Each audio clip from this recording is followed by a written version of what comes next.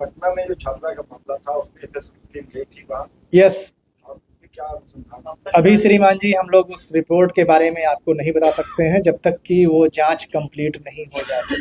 अभी वो जांच का मामला है और जांच का विषय है, तो जब तक पूरी जांच नहीं कंप्लीट हो पाएगी तब तक हम लोग उसके बारे में आपको कब गई? सर कब आती है रिपोर्ट ऑफ स्पेशल रिपोर्ट, कितने दिनों में हो जाती है? आप मान सकते हैं कि अगले 3-4 दिनों में कंप्लीट हो जाना चाहिए। उसमें होगा ना सर, कितने दिनों में स्पेशल की रिपोर्ट आ जाती है? डीएनए की रिपोर्ट आने में टाइम लगता है, और जो हमारा रिसोर्स है, जितना हमारे पास में इक्विपमेंट्स हैं, उन सबको देखते हुए जो मैंने समय बताया करीब 5-6 दिन लगेगा। सर 8 को गई थी हॉस्टल, 9 को गई थी, 10 को कब गई थी?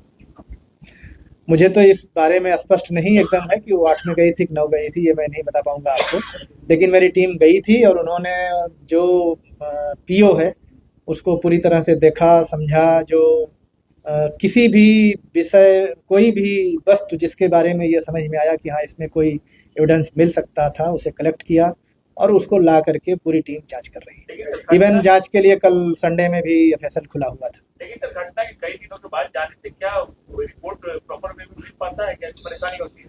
देखिए, इसमें अलग अलग चीज़ें हैं। कुछ चीज़ें ऐसी होती हैं जो समय के साथ में निसंदेह क्षरण होता है, उनमें डिके होता है, लेकिन सभी चीज़ों में ऐसा नहीं होता है। तो अब क्या क्या चीज़ें हैं, क्या चीज़ें नहीं मिली हुई हैं, डिके वाले मटेरियल हैं नहीं हैं, ये मैं अभी आपको नहीं बता पाऊंगा। सीआईडी भी अपने तरफ से अनुसंधान कर रही है, जानकारियां सूत्रों से मिल रही है।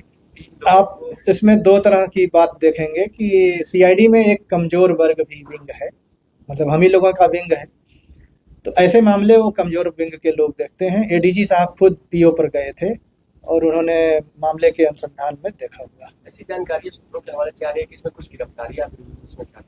अब ये मेरा क्षेत्र नहीं है, इस विषय में मैं आपको कोई जानकारी नहीं बता पाऊंगा।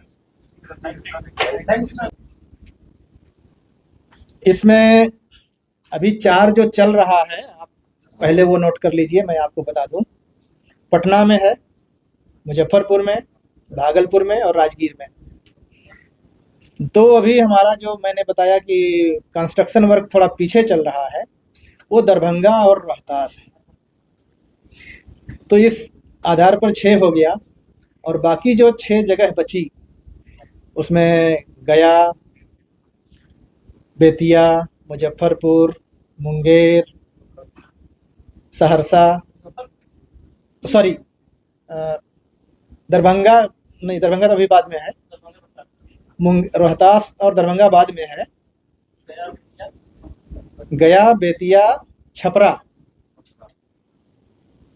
मुंगेर, पूर्णिया, सहरसा, गया जी, गया नहीं, गया जी। जो साइबर यूनिट जो खुल जाएगी सर, तो इसमें कौन कौन सी जांच सुविधा मिलेगी जो अभी बाहर भेजना पड़ता था, अभी क्या व्यवस्था है सर? साइबर के लिए देखिए 2 चीज़ें हैं हमारे यहाँ। एक तो हमारा जो एनएफएसयू के माध्यम से चल रहा है, उसमें जो हमारी 2 यूनिट स्थापित होगी, वो एक पटना में होगी, एक राजगीर में होगी, और उसमें मेन फोकस मोबाइल फॉरेंसिक पर है और कुछ चीज़ें थोड़ा सा कंप्यूटर फॉरेंसिक पर है।